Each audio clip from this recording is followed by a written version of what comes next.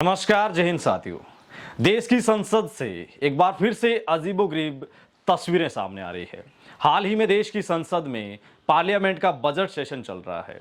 देश के लाखों युवाओं की नज़र इसके ऊपर टिकी हुई है और देश की संसद में जिस तरीके से देश के कई नामी सांसदों ने सेना रैली भर्ती का मुद्दा सरकार के रक्षा मंत्रालय के समक्ष रखा, लेकिन सांसदों के साथ जो इस तरह की स्थिति आई है उसको देख के वाकई में आप भी काफ़ी ज़्यादा क्रोधित नजर आएंगे।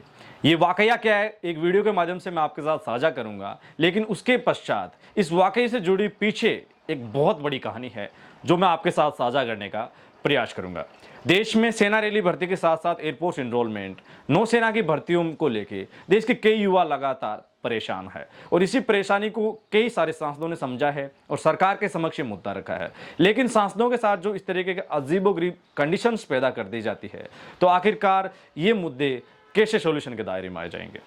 देश की सरहदों का सवाल है, जिन सरहदों के माध्यम से आज हम ये बोल रहे हैं, देश की लोकसभा चल रही है, उन्हीं सरहदों के ऊपर जाने को आतुर हमारे भावी फौजी लगातार इस तरीके की स्थिति का जब सामना करते हैं तो उनको बहुत ज़्यादा निराशा नजर आती है। तो साथियों, सबसे पहले वो वीडियो आपके साथ साझा करते हैं और उसके पश्चात उस वीडियो के पीछे की जो एक कहानी है वो आपके साथ में प्रयास करके साझा करूंगा। तो चलिए दोस्तों, बिना समय जाया करते हुए साझा करते हैं। बहुत धन्यवाद सर आपका। आज सदन के माध्यम से माननीय रक्षा मंत्री का और सरकार का ध्यान आकृष्ट करना चाहता हूं सर, आपके माध्यम से, सदन के माध्यम से। दुर्भाग्यवश पिछले 2 सालों से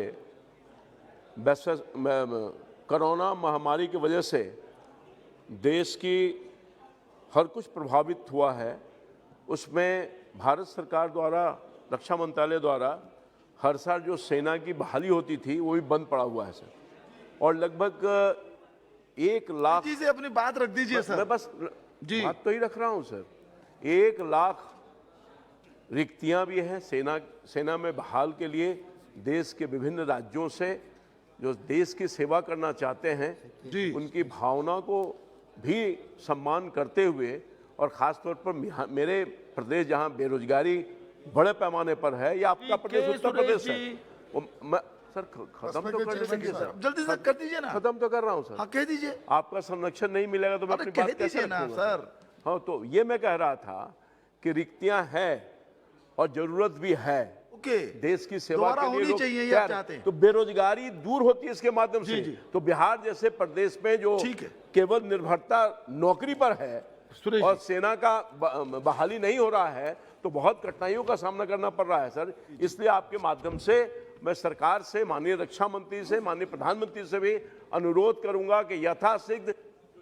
सुरेश कई सारे साथी इस वीडियो को ऑलरेडी पहले देख चुके हैं। देश की संसद में ये जो वाकया है, ये एक बेहद ही अलग किस्म का आपको देखने को मिला है। बिहार के पाटलिपुत्र से आने वाले रामकृपाल यादव जो इस मुद्दे को लेके काफ़ी एक्टिव है, वो कई बार कई मुद्दों को लेके सुर्खियों में रहे हैं, लेकिन ये जो मुद्दा है ये काफ़ी डिफरेंट था, क्योंकि सेना रैली भर्ती का मुद्दा था, एयरफोर्स एनरोलमेंट को लेके कहीं ना कहीं एक लेकर ये मुद्दा था। लेकिन इस मुद्दे को लेके जो पीठासीन अधिकारी होते हैं, जो सांसद होते हैं, जो लोकसभा चलाने के लिए लोकसभा अध्यक्ष का साथ देते हैं, लोकसभा में उनकी अनुपस्थिति में वो अपनी उपस्थिति दर्ज करवा के कहीं ना कहीं सदन को चलाने में अपना अहम योगदान रखते हैं। लेकिन हुआ क्या, राजेंद्र अग्रवाल, सुनिए मेरी पूरी बात को। राजेंद्र अग्रवाल जो है वो मेरठ से आते हैं। मेरठ उत्तर प्रदेश का एक वो बेल्ट है जहां अगर सेना रैली भर्ती में जाने वाले युवाओं की बात करेंगे तो वहां से काफ़ी तादाद में युवा सेना में भर्ती होने का प्रयास करते हैं। और वहां के जो एआरओ की बात करें, मेरठ के एआरओ जो एडी आर्मी पॉइंट परिवार के काफ़ी युवा वहां के सदस्य हैं इस चैनल के। तो कहीं ना कहीं उन युवाओं की लगातार समस्या, क्योंकि कई साल से वहाँ युवा सेना रैली भर्ती का इंतजार कर रहे हैं। लेकिन राजेंद्र जी अग्रवाल ने ये तो कहा है कि हाँ, हम आपके साथ हैं, लेकिन दूसरी ओर उन्होंने उन जो सांसद महोदय हैं बिहार पाटलिपुत्र से आने वाले, उनका स्पीकर तक भी बंद कर दिया, उसकी आवाज़ भी बंद कर दी। इट मीन्स कहीं ना कहीं सेना रैली भर्ती के मुद्दे को लेके जो आवाज़ उठाई जा रही है, उस आवाज़ को एक तरीके से देश की संसद में अगर कमज़ोर किया जाएगा तो आखिरकार इस आवाज़ को बुलंद कौन करेगा। साथियों, ये सबसे बड़ा सवाल है और कहीं ना कहीं आपका ये बेहद इंपॉर्टेंट मुद्दा है।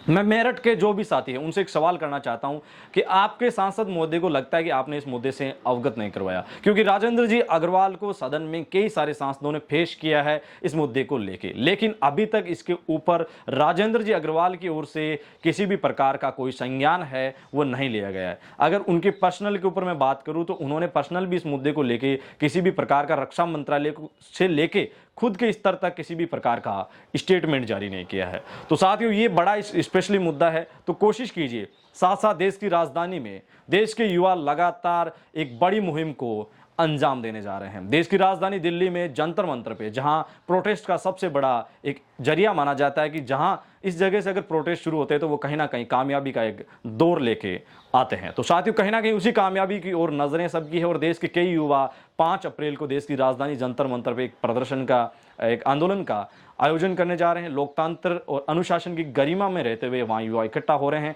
केंद्र सरकार के खिलाफ नहीं, केंद्र सरकार के समक्ष इस आंदोलन को एक मुहिम दी जा रही है और कहीं ना कहीं आप भी इस आंदोलन से जुड़िए।